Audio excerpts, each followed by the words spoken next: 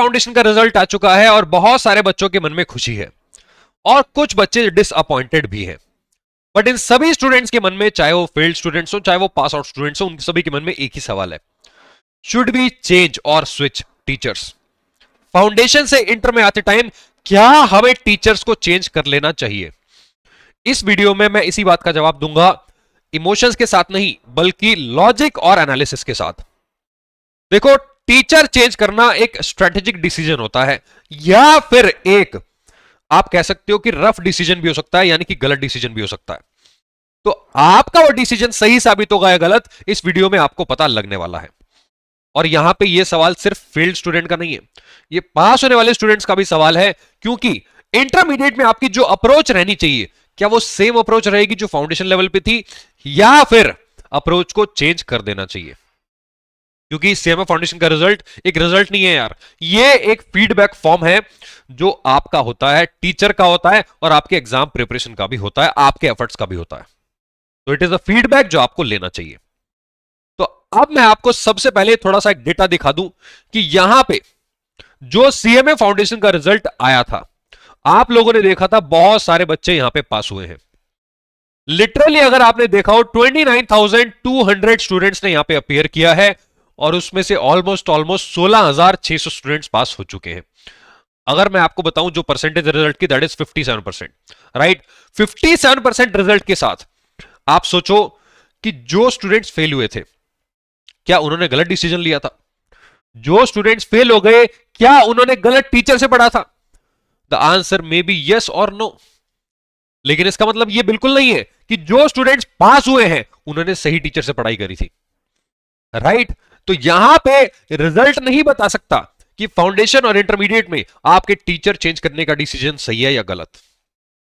यहां पे जो इंटरमीडिएट की अप्रोच रहती है वो एक कंबाइंड आउटपुट होता है। अगर आपका रिजल्ट पॉजिटिव आता है इंटरमीडिएट के अंदर, तो that is the combined output जो आपने एफर्ट्स डाले थे, जो टीचर ने एफर्ट्स डाले थे, जो डाउट सॉल्विंग आपकी हुई थी, जो एग्जाम ओरिएंटेड अप्रोच आपने रखी थी।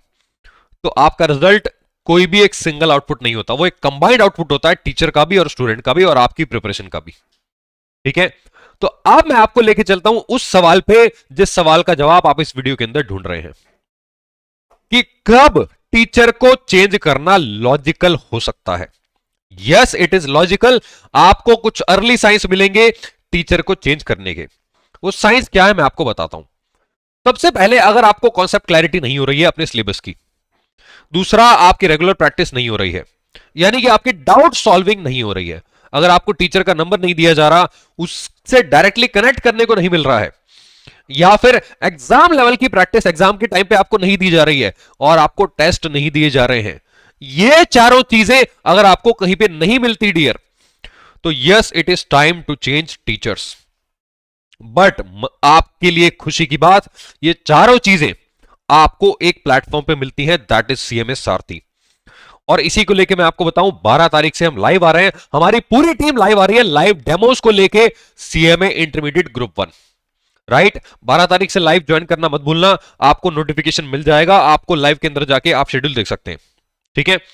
तो yes, it is logical to change teachers अगर आपको ये चारों चीजें किसी प्लेटफॉर्म पे, अदर प्लेटफॉर्म पे नहीं मिलती हैं तो, राइट? क्योंकि टीचर चेंज करना उस टाइम पे ना कोई इमोशन का खेल नहीं रह जाता, ये एक लॉजिकल डिसीजन बन जाता है, ये एक स्ट्रेटेजिक डिसीजन बन जाता है आपके पास होने की जर्नी में। अब ये तो था कि कब हमें टीचर्स को चेंज कर लेना चाहिए, कब हमें टीचर्स को चेंज नहीं करना चाहिए, यह भी एक बहुत बड़ा सवाल है। तो अब उस सवाल पे मैं आपको लेके चलता हूं, यानी कि कब हमें टीचर चेंज नहीं करना है। क्योंकि अगर आपने टीचर को चेंज किया और आपने अपने अंदर झांक के नहीं देखा कि मैंने उतने एफर्ट्स करे कि नहीं करे, मैंने उतनी प्रैक्टिस करी कि नहीं करी, मैंने एग्जाम ओरिएंटेड अप्रोच अपनाई कि नहीं अपनाई, तो उस केस में आपकी टीचर चेंज करने की जो डिसीजन है वो गलत साबित हो सकता है। देखो, कभी कभार स्टूडेंट मुझसे बोलते हैं कि सर उस टीचर से पढ़ के ना मेरा एक दोस्त पास हो गया, या फिर मैंने एक रिव्यू वीडियो देखा बेस्ट 4 टीचर्स इन ग्रुप 1 या ग्रुप 2। एक वीडियो या एक दोस्त की सुन के अगर आप टीचर चेंज कर रहे हो तो आप गलत कर रहे हो यार। तो अगर मैं यहां पे एक छोटा सा कड़वा सच बोलूं तो वो ये है कि टीचर चेंज करने से पहले आपको अपने अंदर झांक लेना चाहिए, आपको अपने अंदर के डिसिप्लिन को देखना चाहिए, अपने अंदर के एफर्ट्स को देखना चाहिए, अपने अंदर की विल पावर को देखना चाहिए। क्या आपके अंदर सिस्टम चेंज करने की जरूरत है? अगर यस, तो you should not change teachers. आपको अपने आप को पहले बदलना होगा, राइट? तो यह था आपका जवाब कि टीचर्स को चेंज कब करना चाहिए। अब अगला सवाल आपके मन में यह आएगा कि सर ठीक है, टीचर चेंज करना कब लॉजिकल है कब नहीं, बट इंटरमीडिएट में हमें एटलीस्ट ये तो देखना होगा ना कि हमारा क्या माइंडसेट प्रिपरेशन को लेकर रहना चाहिए। देखो, इंटरमीडिएट में मैं आपको बताता हूं कि माइंडसेट होता क्या है। सबसे पहला माइंडसेट होना चाहिए कि फाउंडेशन में आपकी कॉन्सेप्ट क्लैरिटी हुई या नहीं। अगर आपकी फाउंडेशन में ही कॉन्सेप्ट क्लैरिटी स्टार्ट हो गई थी तो आपको कंटिन्यू रखना है। अगर कॉन्सेप्ट क्लैरिटी नहीं हुई तो उन टीचर्स के पास जाना है जो इंटरमीडिएट में भी आपको कॉन्सेप्ट क्लैरिटी दे, आपको रेगुलर प्रैक्टिस कराएं, रेगुलर टेस्ट प्रोवाइड करें, इसके साथ साथ आपकी डाउट सॉल्विंग डेली बेसिस पे करें। यानी कि स्टूडेंट हेजिटेट ना कर पाए टीचर को अप्रोच करने में कि यार सर को मैसेज कर दिया तो रिप्लाई करेंगे कि नहीं करेंगे, कॉल कर दी तो डांटेंगे तो नहीं, राइट? माइंडसेट बदल जाता है यार इंटरमीडिएट के अंदर आके। और ये जो अप्रोच है दोस्त, हम आपको सिखाते हैं हमारे चैनल के ऊपर, राइट? तो यहां पे सवाल ये नहीं बनता कि टीचर चेंज करे या नहीं, सवाल यहां पे ये बनता है कि क्या आपकी प्रिपरेशन एग्जाम्स के लिए रेडी हो सकती है या नहीं। तो अगर एग्जाम्स के लिए आपको रेडी कराया जा सकता है एंड तक प्रैक्टिस करवा के, लिटरली जब हमने लाइव लिया था ना, यूट्यूब पे भी लाइव लिया था, ऐप पे भी लाइव लिया था, बच्चों ने खुद बोला सर एंड में जो आपने क्वेश्चंस करवाए, बीच में जो कराए थे वो तो कॉन्सेप्ट क्लैरिटी में मिली गई, प्रैक्टिस मिल गई, टेस्ट मिल गए, लेकिन जो आपने एंड में हमें लाइव सेशंस की प्रैक्टिस कराई एग्जाम से ठीक पहले, बहुत सारे क्वेश्चंस एग्जाम में बिल्कुल लिटरली टपके हैं। Yes, I am using the wrong language, exam में वो क्वेश्चंस टपके हैं, बच्चों ने देखा है कि वो क्वेश्चंस एग्जाम में आए थे। तो आपके माइंड में क्लैरिटी होनी चाहिए कि यस आपको क्या डिसाइड करना है। So thank you so much for watching this video.